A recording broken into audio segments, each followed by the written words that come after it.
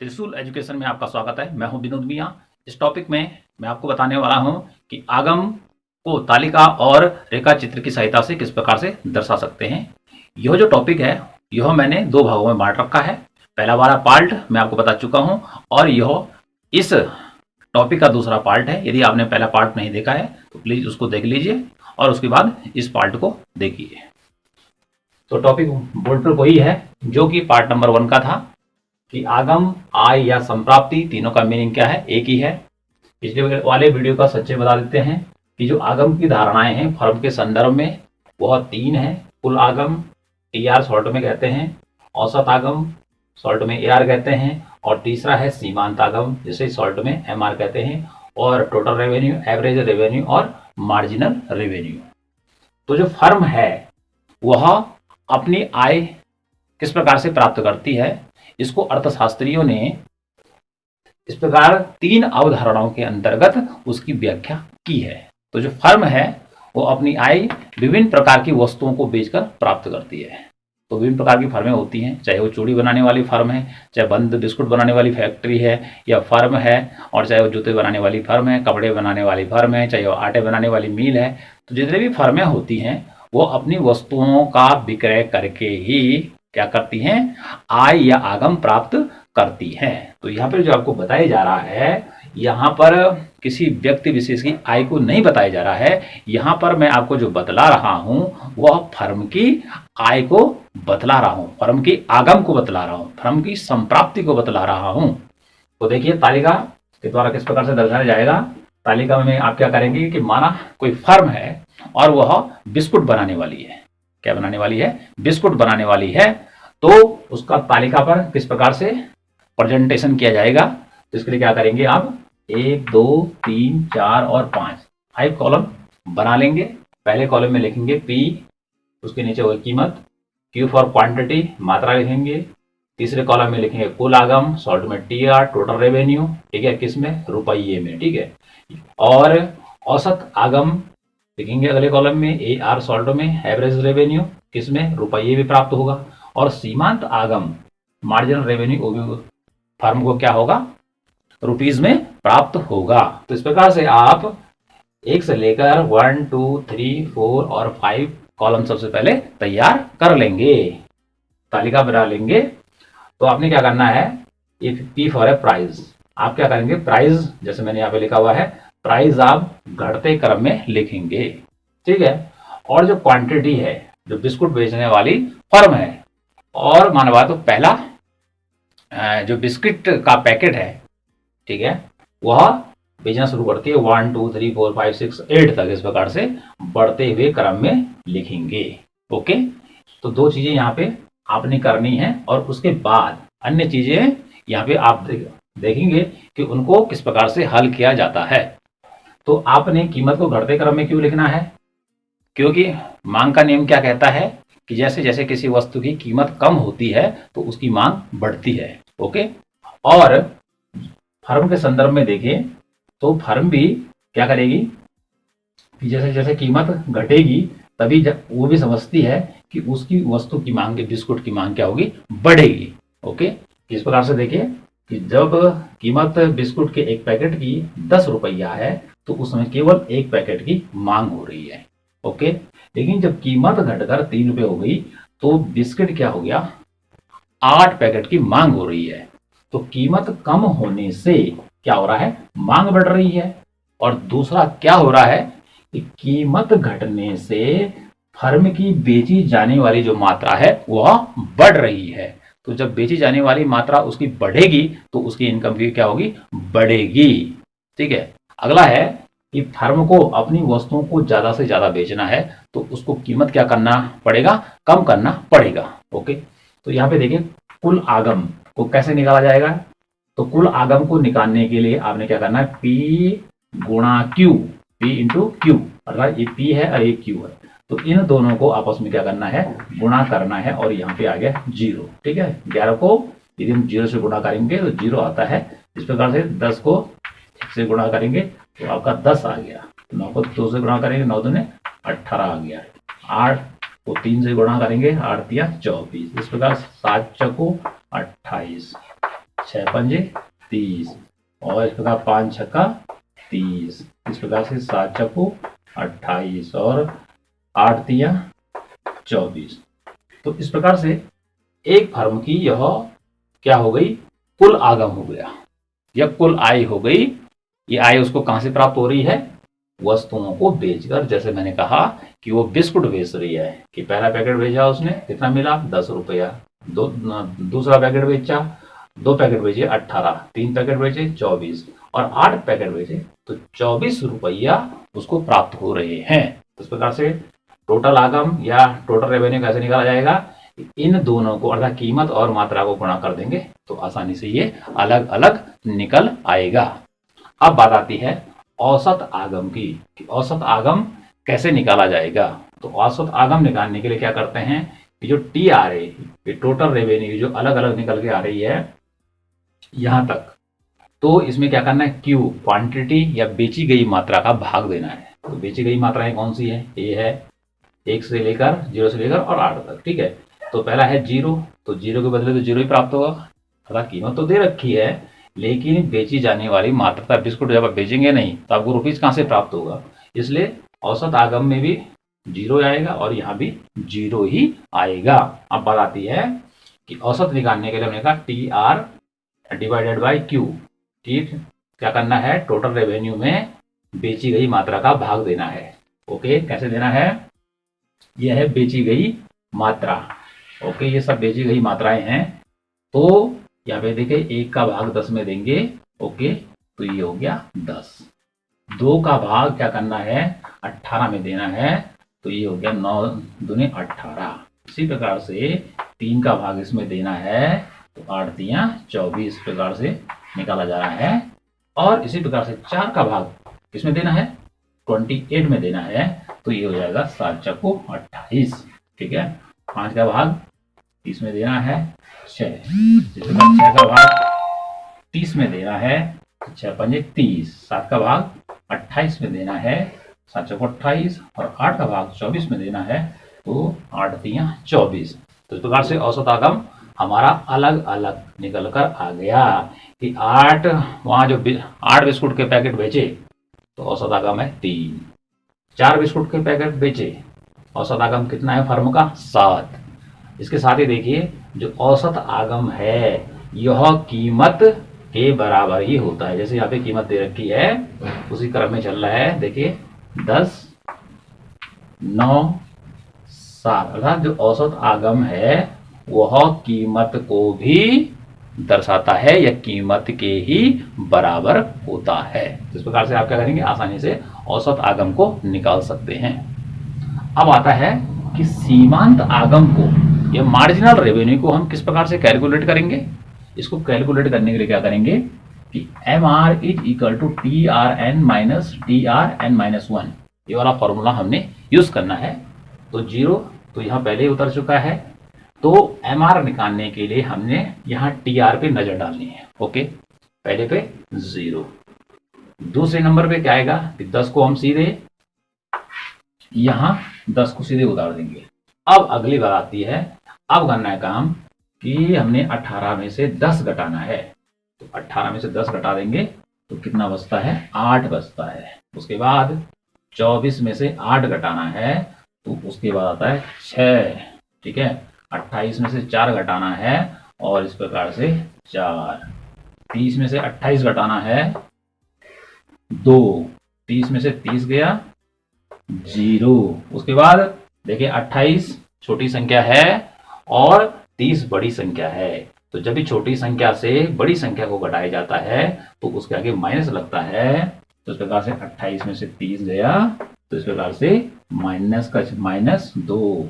इस प्रकार से 24 में से 28 गया तो आपका हो गया -4।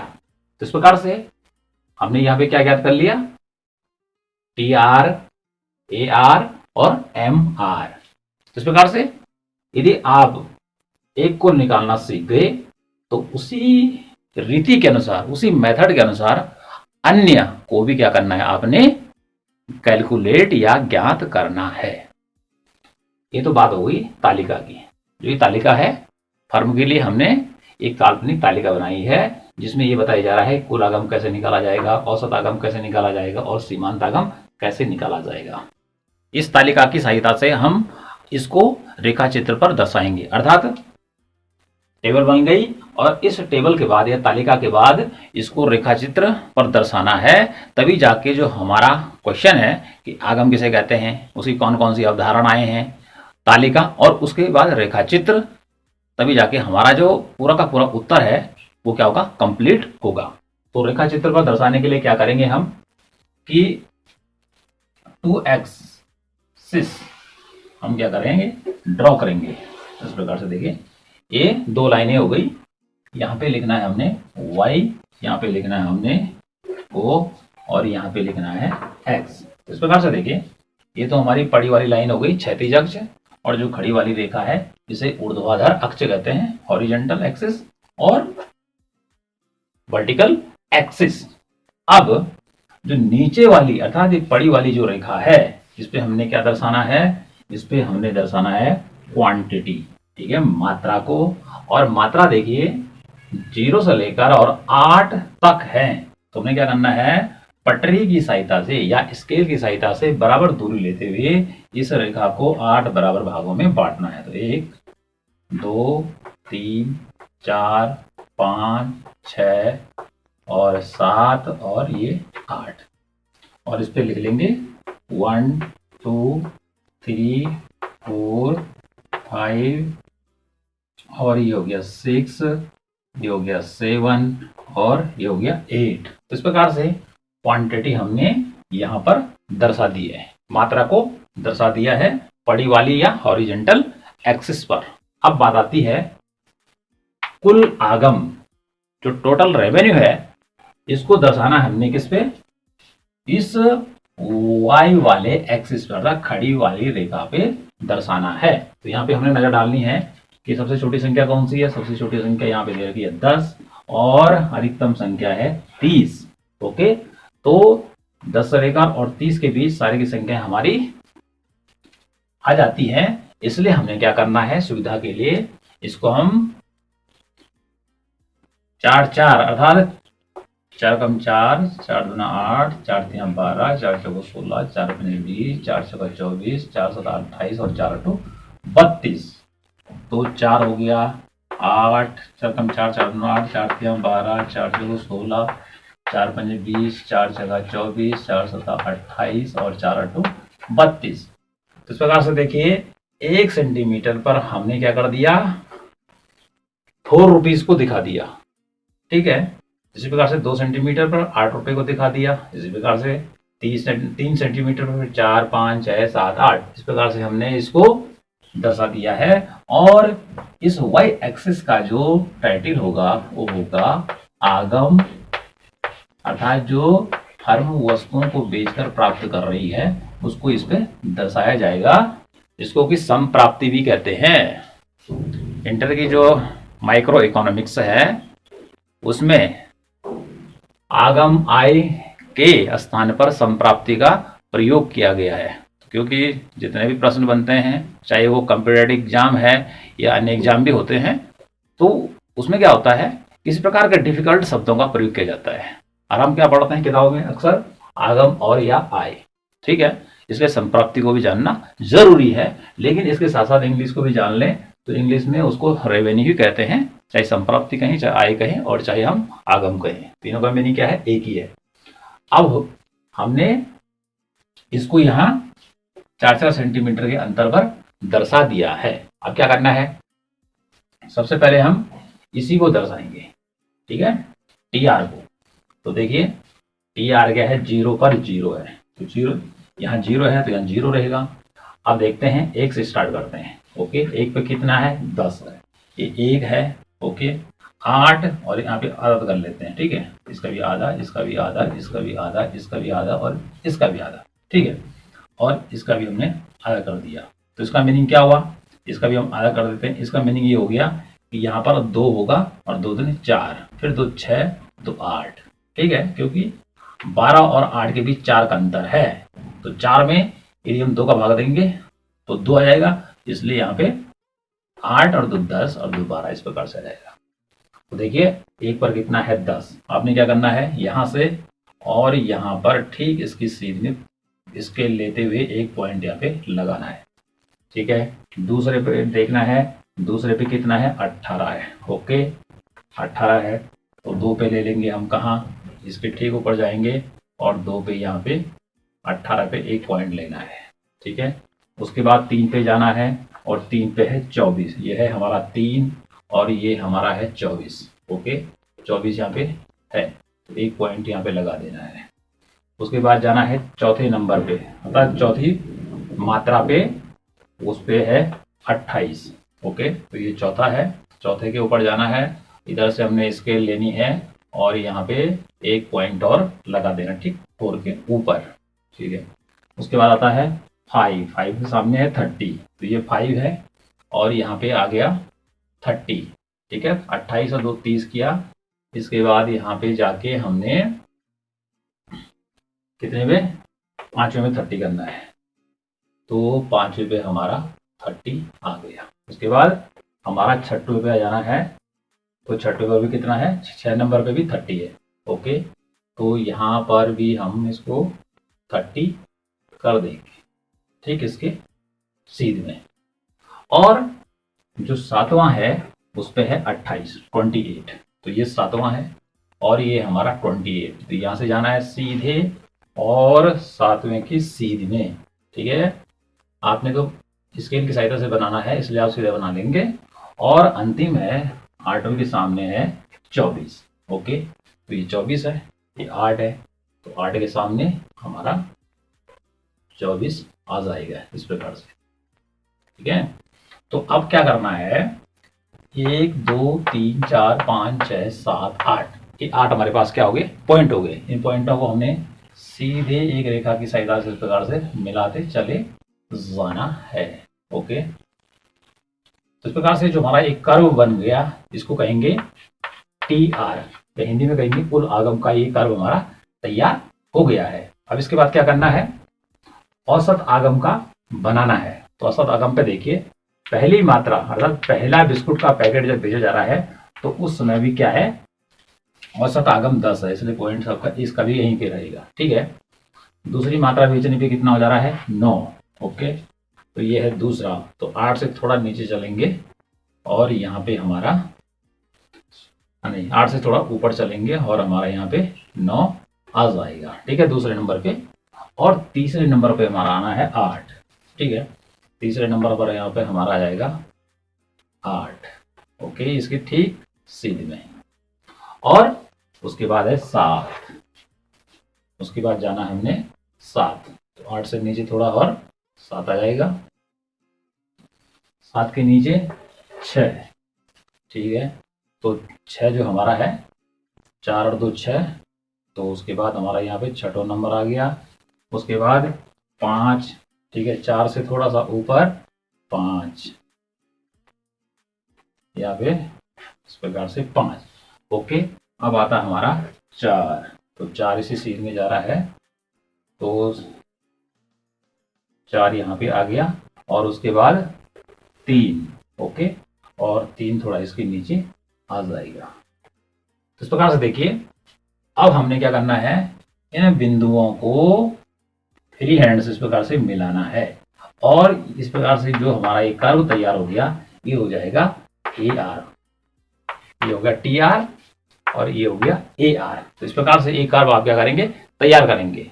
अब लास्ट वाला हमारा रह गया सीमांत आगम वाला कर्व। यहाँ पे देखिए पहला नंबर वही है, पहले पे 10 है तो 10 का पॉइंट वहीं यहीं पे रहेगा।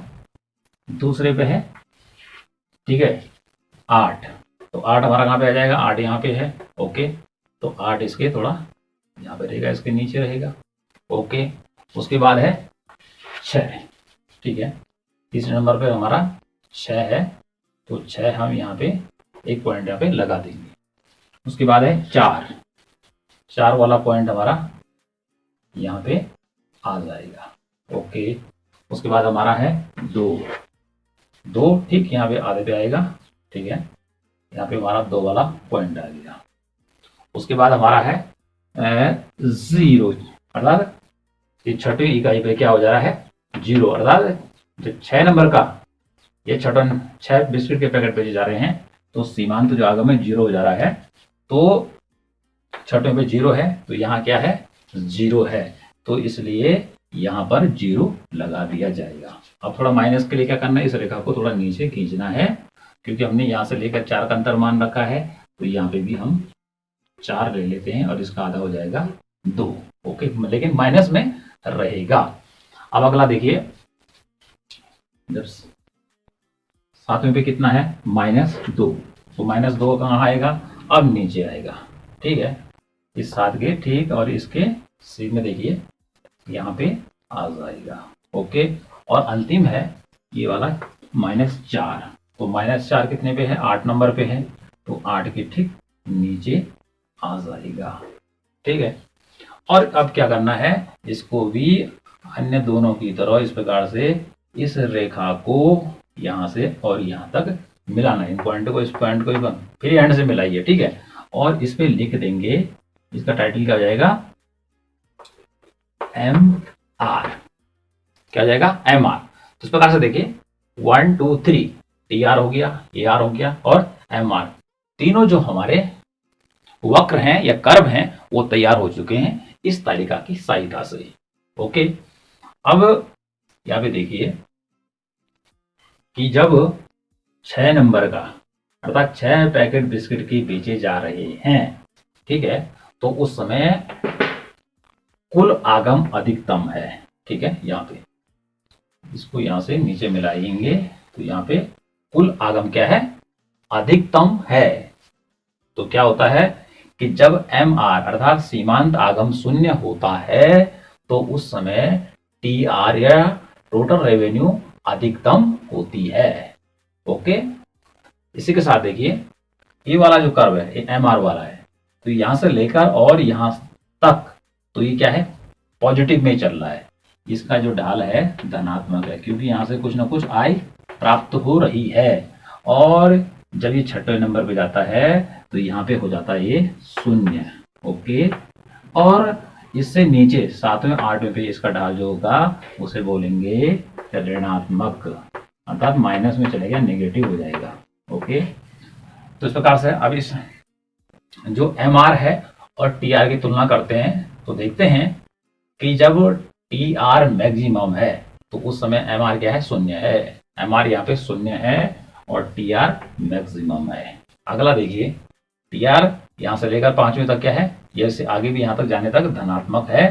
तो ऐसे में जो ये कर्व है टोटल रेवेन्यू का, ये लगातार क्या हो रहा है, बढ़ रहा है। ओके, लेकिन बढ़ने की जो दर है वो लगातार बढ़ती चली जा रही है। ओके, जिस प्रकार से कर्व पहले ऊपर चला, इस प्रकार धीरे धीरे इस प्रकार होगा, और यहाँ पर ये क्या हो गया, क्योंकि यहाँ पे 30 है, यहाँ पे 30 है, तो यहाँ पे स्थिर हो गया।